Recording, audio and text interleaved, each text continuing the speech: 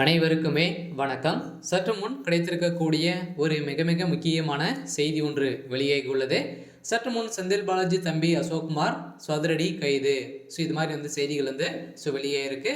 அமலாக்கத்துறை பார்த்தீங்கன்னா அதிரடியாக பறக்கும் படையை வைத்து தேடி வந்திருந்த நிலையில் பார்த்தோன்னா இப்போ அதிரடியாக அசோக்குமார் அவர்கள் இருக்கக்கூடிய இடத்தை அதிரடியாக கண்டுபிடிக்கப்பட்டு இருக்கும் நிலையில் தான் இப்போ அதிரடியாக கைது செய்யப்பட்ட சம்பவம் பெரும் அதிர்ச்சியை ஏற்படுத்தியிருக்கு.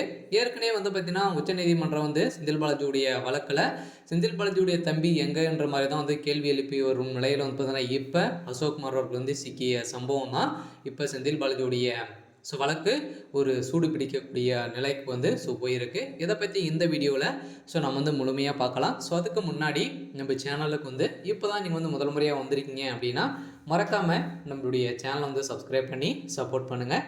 வாங்க வீடியோக்குள்ளே போகலாம்.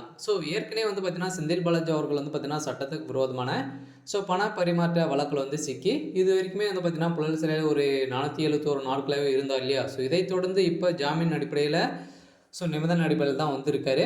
இதை தொடர்ந்து இப்போ செந்தில் பாலாஜி அவர்கள் ஒரே நாட்களே அமைச்சரான இருந்த நிலையில் தான் பார்த்தீங்கன்னா இப்போ உச்சநீதிமன்றம் கேள்வி எழுப்பியிருக்கக்கூடிய நிலை செந்தில் பாலாஜி தரப்பிற்கு ஒரு மிகப்பெரிய கேள்விக்குறியாக மாறி இருக்கிற நிலையில் தான் செந்தில் பாலாஜி அவர்களுக்கு பார்த்தீங்கன்னா இப்போ வருகின்ற 19ஆம் தேதி பார்த்தீங்கன்னா வழக்கில் இறுதி கட்டமாக விசாரணைகள் நடைபெற போகுது.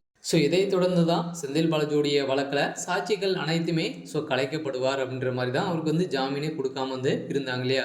இதை தொடர்ந்து அவருக்கு பார்த்தீங்கன்னா நிபந்தனை அடிப்படையில் ஜாமீன் வழங்கியிருந்தாங்க. அந்த ஜாமீன் வழங்குறதுமே அவருக்கு அமைச்சரான சம்பவம் தான் இப்போ உச்சநீதிமன்றத்தில் கேள்வி எழுப்பக்கூடிய நிலையில் இப்போ செந்தில் பாலாஜி மீண்டும் ஊழல் வழக்கில் சிக்கியிருக்காரு.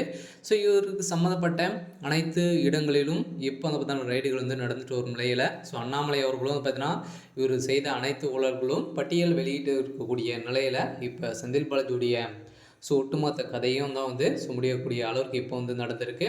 இதை தொடர்ந்து தான் இப்போ அசோக்குமார் அவர்கள் கைது செய்து இவருடைய பினாமி சொத்துக்கள் அனைத்து விதமான ஊழல் வழக்கிலும் செந்தில் பாலாஜியுடைய தம்பிக்கு இதில் பார்த்தீங்கன்னா சம்பந்தம் இருக்குது அப்படின்ற மாதிரி தான். ஏற்கனவே செந்தில் பாலாஜி அவர்கள் இரு புழல் சிறையில் இருந்ததுக்கான காரணம் அவருடைய தம்பி தான். இருந்தாலும் இன்னுமே அவர் தலைமறைவாக தான் இருக்கார். செந்தில் பாலாஜியுடைய முக்கிய எவிடன்ஸாக இருக்கக்கூடியவர் தான் அசோக்குமார் அவர்கள் தான் இப்போ கைது செய்யப்பட்டவதாக ஒரு பரபரப்பான செய்தி வெளியாகிருக்கு. இருந்தாலும் செந்தில் பாலாஜியுடைய வழக்கில் உச்சநீதிமன்றம் பார்த்தீங்கன்னா ஒரு 7 ஆண்டு சிறை தண்டனை கொடுக்க போகிறதாகவும் ஒரு பரபரப்பான செய்தி வெளியாகி வருகின்ற நிலையில் தான் இப்போ செந்தில் பாலாஜி அவர்களுக்கு அவருடைய ஒட்டுமொத்த கதையும் முடிய போகுது.